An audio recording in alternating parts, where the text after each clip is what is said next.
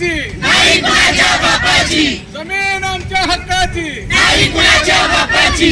दलित महासंघाचा, जय हो, दलित महासंघाचा, जय हो. प्रशासनाच्या नावानं, प्रशासनाच्या नावानं.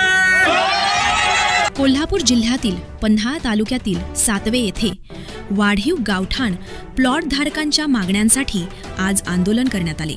1991 साली जिल्हाधिकाऱ्यांनी दिलेल्या आदेशानुसार 7/12 उतार्यावर नावे नोंदवण्यात यावीत या प्रमुख मागणीसाठी दलित महासंघ वायदंडे गटाच्या वतीने पन्हाळा तहसील कार्यालयासमोर कागदफाड आंदोलन छेडण्यात आले. राज्याध्यक्ष डॉक्टर सुधाकर वायदंडे यांच्या नेतृत्वाखाली झालेल्या या आंदोलनात जोरदार घोषणाबाजी करण्यात आली. 7 दिवसात प्रश्न निकाली न लागल्यास आंदोलन तीव्र करण्यात येईल असा इशारा यावेळी देण्यात आला.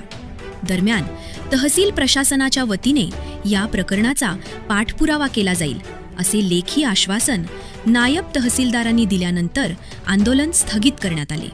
या आंदोलनात दलित महासंघाचे पदाधिकारी आणि सातवे येथील प्लॉटधारक मोठ्या संख्येने उपस्थित होते.